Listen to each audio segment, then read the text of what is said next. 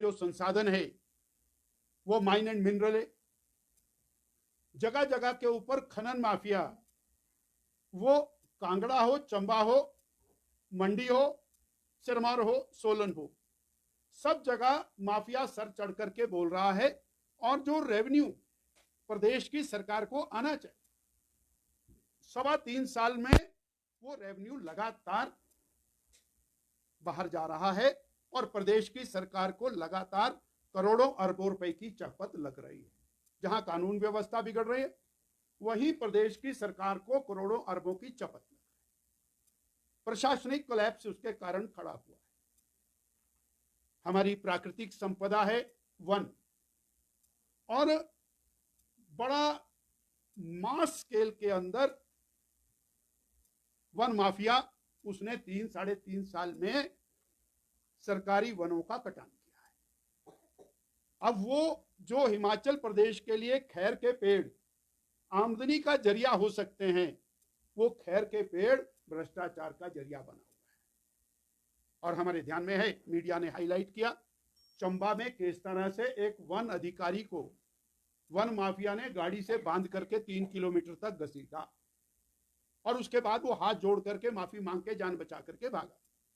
और ये एक घटना नहीं है, दूसरे स्थान के ऊपर पेड़ से बांध दिए वन के अधिकारी और पेड़ से बांध करके पीटा और उसका वीडियो वायरल किया। तो हम कल्पना कर सकते हैं कि जहां हमारा वन माफिया वो हमारे अर्थतंत्र को चाट रहा है, जहां हमारा खनन माफिया हमारे अर्थतंत्र को चाट रहा है, वहीं कानून व्यवस्था की धज्जियां उड़ाता हुआ दिखाई दे रहा है। आर्थिक दृष्टि से जहां जहां पर सरकार संबल हो सकती है, उसको सरकार को मजबूत बनाने की दिशा में हम लगातार 3.25 साल के अंदर पीछे हटे हैं। और कर्जा ले और घी पियो जो चारवाक का दर्शन है, उस दर्शन को पूरी तरह से इंप्लीमेंट किया है हमारी वर्तमान श्री सुखविंदर सिंह सुक्खू जी की सरकार ने।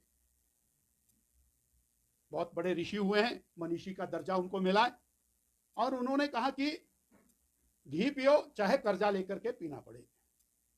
वही हालत है। प्रदेश ने, वर्तमान कांग्रेस की सरकार ने एक भारी भरकम फौज एडवाइजर्स की बनाई, जो सरकार को एडवाइस देती है, और उनकी एडवाइस पर 3.25 साल में सरकार डूब गई। परंतु उनको भारी भरकम राशियां, उनको भारी भरकम गाड़ियां, बंगले, कोठियां, सब कुछ मिल गया। प्रदेश की सरकार की जनता की गाड़ी कमाई का, वो एडवाइजर हो, वो ओएसडी हो, वो और सहयोगी हो, एक बहुत बड़ी फौज, और जिसकी संख्या लगभग 75 के आसपास पहुंच गई है। अब वो सरकार को तरह तरह से एडवाइस कर रहे हैं। अरबों रुपए का अनवांटेड एक्सपेंडिचर वो इसके माध्यम से सरकार ने किया। गैर कानूनी तौर पर चीफ पार्लियामेंट्री सेक्रेटरीज लगाए। सबने कहा, विधानसभा में भी चर्चाएं हुई, मीडिया ने भी उठाया, परंतु सरकार नहीं मानी।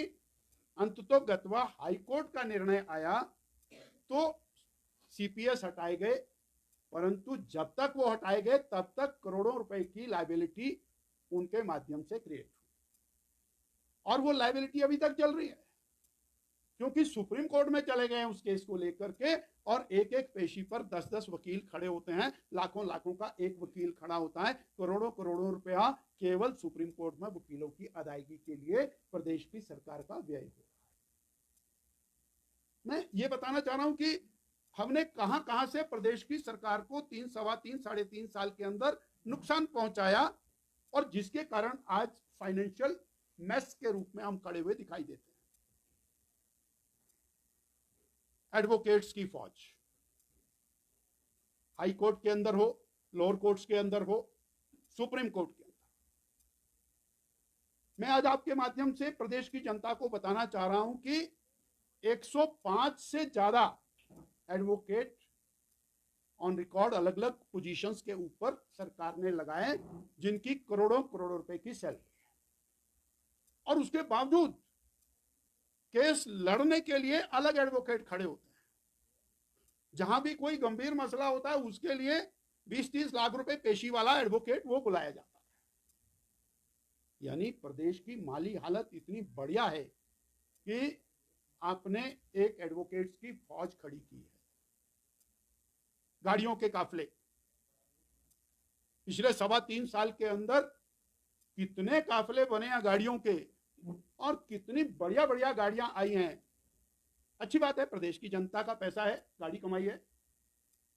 और कहां पर मितव्ययता सरकार ने की है वो इन गाड़ियों के काफले से दिखाई देता है, जिस पर करोड़ों रुपया व्यय हुआ। हेलीकॉप्टर आर्थिक क्रंच है, परंतु हेलीकॉप्टर तो चल ही रहा है और वो तो चलना ही चाहिए, कोई उसमें कमी नहीं होनी चाहिए। हमारे कहीं पर भी प्रदेश की सरकार उस लेविश खर्चे के अंदर कमी करती हुई दिखाई नहीं देती है।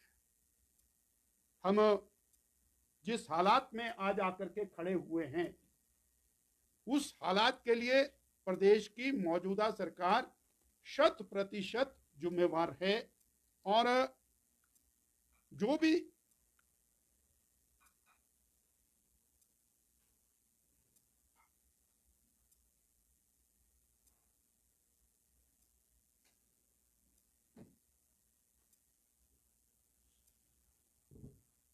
अभी मामला यही नहीं रुकता है। कॉरपोरेशंस के चेयरमैन और वाइस चेयरमैन, उनकी संख्या में इतना इजाफा हुआ है कि वो भी 50 से अधिक चेयरमैन, वाइस चेयरमैन और लगातार बनाए जा रहे हैं। मित्रों की सरकार, यानी मित्र होना चाहिए, चाहे वो एडवोकेट हो, मित्र होना चाहिए, चाहे वो पंचायत का प्रधान बन नहीं सकता है, वो चेयरमैन वाइस चेयरमैन लग सकता है। तो मित्रों की सरकार, उसके लिए सब कुछ हाजिर है, परंतु प्रदेश की जनता के नाम पर ये घाटा ही घाटा ये दिखाई देता है। अभी स्थिति यहां तक आ गई है कि जो धनराशि जिस पर्टिकुलर काम के लिए केंद्र की सरकार से आ रही है, उस धनराशि को भी उस पर्टिकुलर काम के लिए इस्तेमाल ना करके उसका भी अलग अलग प्रकार से इस्तेमाल हो रहा है। सवाल खड़ा कर, आपदा के अंदर लगभग 6,000 करोड़ रुपए की राशियां केंद्र से आई और प्रदेश की सरकार ने व्यय कितना किया, आज तक उसका कोई हिसाब नहीं। और प्रदेश की सरकार ने अपनी राशियों में से शायद 165 करोड़ रुपए के आसपास व्यय किया। 4,500 करोड़ का तो टोटल पैकेज अनाउंस किया, और नाम बड़े और दर्शन छोटे। बात बड़ी परंतु दर्शन छोटे। यानी ये जो सरकार है, इस वर्तमान सरकार ने वो सारे रिकॉर्ड्स वो ब्रेक कर दिए। सरकारें आई गई, आर्थिक स्थितियां और सभी सरकारों के सामने आई, और उन्होंने उसको अपने अपने तरीके से संभाल करके और चीजों को निपटाने का कार्य किया। परंतु हमारे वर्तमान सरकार, मुख्यमंत्री जी और मंत्रीगणों ने, मैं एक और आपके माध्यम से प्रदेश की जनता के ध्यान में लाऊं, इस सरकार ने सत्ता में आने के बाद 5,000 से ज्यादा होर्डिंग पहले दिन प्रदेश भर में लगाए, और वो होर्डिंग लगाने का सिलसिला निरंतर जारी है। कुछ काम होता है या नहीं होता है? उन बहनों को 1,500 की गारंटी मिलती है नहीं मिलती है, परंतु 8 गारंटियां पूरी हो गई, इसके होर्डिंग पूरे प्रदेश के अंदर लग जाते हैं रातों रात। यानी अपनी वाहवाही करने के लिए, पर्सनैलिटी उभारने के लिए प्रदेश की गाड़ी कमाई का इस्तेमाल वो करना, ये एक अधिकार बन गया है। और अंतिम और अत्यंत महत्वपूर्ण, ये भी मैं फिर कहूंगा कि हिमाचल के राजनीतिक इतिहास में ऐसा कभी नहीं हुआ कि सरकार में मुख्यमंत्री बैठे हों और आते ही केंद्र सरकार को कोसना शुरू कर दें। 3.5 साल हो गए केंद्र सरकार को और बीजेपी को गाली देते देते, उनके ऊपर अपनी जिम्मेवारियां डालते डालते 3.5 साल हो गए। आज जो विषय रख करके आ रहे हैं वही विषय आज से 3 साल पहले भी चल रहा था। जब इतनी आर्थिक स्थिति खराब थी तो आपने अरबों अरबों रुपए की गारंटियों का एक बहुत बड़ा बवंडर क्यों खड़ा किया, केवल वोट लेने के लिए और प्रदेश की जनता को ठगने। धन्यवाद। राज्य सरकार ये कह रही है कि अब ताजा स्थिति बहुत विकट हो गई है आर्थिक दृष्टि से, क्योंकि लगभग 40,000 करोड़ वो बंद कर दिए, आरडीजी बंद कर दिए। अब तो ना तो कर्मचारी को सैलरी मिल पाएगी समय से, ना पेंशन मिल पाएगी, और सब्सिडी पर भी तलवार लटकी हुई। बहुत सारे उसके रेप्लिकेशन है। इसमें पार्टी का क्या स्टैंड है? क्या ये ग्रांट बंद होनी चाहिए? 3-4 चीजें बड़ी स्पष्ट तौर के ऊपर जनता के ध्यान में आपके माध्यम से लाना। आज विकट स्थिति है, 3 साल पहले विकट नहीं थी क्या? ये स्थिति 3, सवा 3, 3.5 साल पहले विकट नहीं थी क्या? जब आपने इतनी बड़ी झूठी गारंटियां दी। आपने कहा कि हर बहन को 1500 मिलेगा, तो एक बहन को और एक साल में 4,800 रुपया, 18,000 रुपया मिलेगा और 28 लाख बहनों को मिलेगा। तो आप किस कैलकुलेशन में बैठे हुए थे? पूरा प्रदेश बेच करके भी आप वो 1500 नहीं दे सकते। आपने कहा कि हम बिजली ता जिंदगी मुफ्ती देते रहेंगे और 300 यूनिट फ्री देते रहेंगे। बोर्ड तो 1,500 करोड़ की अभी भी देनदारियां हैं उसकी बोर्ड की। तो आपने और कहां से ये बाउंसर फेंका था? आपने कहा कि हम 1 लाख सरकारी नौकरी, पक्की नौकरी, 58 साल की नौकरी, पेंशन वाली नौकरी देंगे। 1 लाख नौकरी 50,000 रुपए महीने की देंगे। तो पहले दिन कितनी तनख्वाह लगेगी, पहली कैबिनेट में कितनी लगेगी, वो हिसाब लगाने वाला व्यक्ति आपके पास नहीं था या मैथमेटिक्स फेल था। और आज आप कह रहे हैं कि आज हम फाइनेंशियल क्रंच के अंदर आ गए। मैं सीधा सीधा कह रहा हूं, आरोप लगा रहा हूं कि ये सारा फाइनेंशियल मिसमैनेजमेंट और क्रंच 3.25 साढ़े 3 साल के अंदर वर्तमान सरकार ने पैदा किया है। नंबर 1। नंबर 2, केंद्र की मोदी सरकार ने 3.25 साढ़े 3 साल में और पिछले 5 साल के अंदर प्रदेश की सरकार को अलग अलग मदों में पहले से ज्यादा ग्रांट मुहैया कराई है। अलग अलग मदों में यूपीए की सरकार, कांग्रेस की सरकार, सोनिया जी की सरकार दिल्ली में थी, उसकी तुलना में 4 गुना सहायता अलग अलग मदों में प्रदेश की सरकार को मुहैया कराई है। और इस बार भी जो और टैक्स डिवोल्यूशन है वो 2,500 करोड़ ज्यादा टैक्स डिवोल्यूशन प्रदेश को आया है। और अगले 5 साल के अंदर भी जो और जीएसटी की कलेक्शन है वो निरंतर बढ़ने वाली है। वो प्रोजेक्टेड फिगर सारी दिखाई गई हैं। इसलिए केवल और केवल दोषारोपण करने के लिए, अपनी सारी जिम्मेवारियों को दूसरे पर डालने के लिए हम एक सवाल पूछते हैं कि अगर आज फाइनेंशियल क्रंच आया तो 3 साल में आपने विकास बंद क्यों किया? अगर आज फाइनेंशियल क्रंच आया तो 3 साल में आपने संस्थान बंद क्यों किए? आज फाइनेंशियल क्रंच आया तो पहले डीए की किस्तें और सैलरीज और पेंशन और जो रिटायरमेंटरी बेनिफिट्स हैं वो समय के ऊपर क्यों नहीं दिए? आज फाइनेंशियल क्रंच आया तो आपने हेल्थ की गरीबों की स्कीमें वो बंद क्यों की? लोगों के हिम केयर के कार्डों के ऊपर इलाज बंद क्यों किया? आपने वो बेसहारा व्यक्ति जो गरीब था उसकी और बेसहारा की जो पेंशन थी वो क्यों बंद की? आपने और वो कन्यादान योजना के पैसे क्यों बंद किए?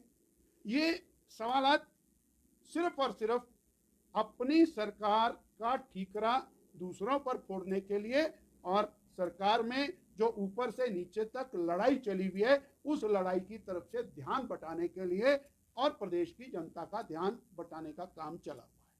क्योंकि मुख्यमंत्री जी, उप मुख्यमंत्री जी, मंत्रीगण और पार्टी, इनके अंदर जो घमासान मचा है और अधिकारियों के ऊपर जिस प्रकार का दोषारोपण चल रहा है उस सारे में अपने आप को साइड में रखने के लिए ये सब और प्रपंच रचने का काम चला है।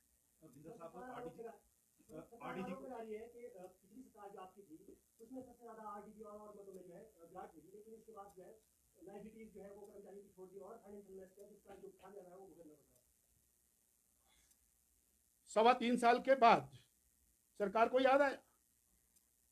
3.25 साल तक कोई फाइनेंस सेक्रेटरी नहीं था, 3.25 साल तक कोई फाइनेंस मिनिस्टर नहीं था। आज उनको चौकस दिखाई दे रहे हैं।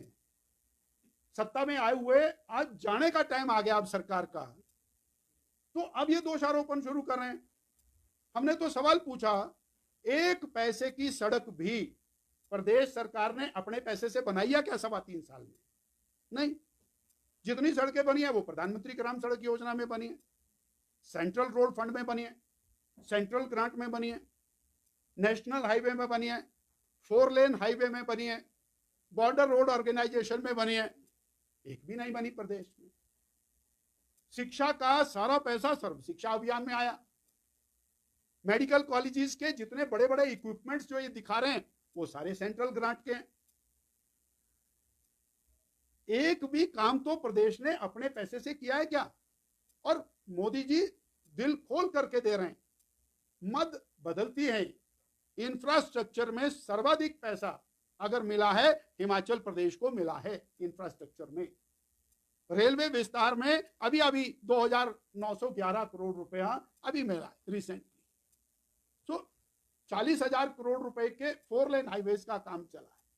इसलिए केवल अपनी जिम्मेवारी को दूसरों पर ट्रांसफर करना, और सरकार पूरी तरह से फेल हो चुकी है और इसने मित्रों को लाभ पहुंचाने में सरकार के खजाने का अपव्यय किया। Thank you sir. ने कहा कि उन्होंने व्यक्तिगत तौर पर सबको चिट्ठियां भेजी थी जो आरडीजी के ऊपर प्रेजेंटेशन थी उसके लिए, लेकिन जो विधायक हैं, मुझे प्रदेश अध्यक्ष के नाते ना तो कोई चिट्ठी आई प्रेजेंटेशन की, ना ही कोई मैसेज आया है। और फिर आज की डेट में आप क्या साबित करना चाहते हैं? सरकार कांग्रेस पार्टी की है। 3-3.25 साल के अंदर तो उन्होंने कभी इस पर चिंतन नहीं किया। आज वो चिंतन करने की बात कर रहे हैं, और वो उनका जो बुलावा है वो राजनीति से प्रेरित है। अगर वो प्रदेश हित में हो, एवरीवन इज देयर।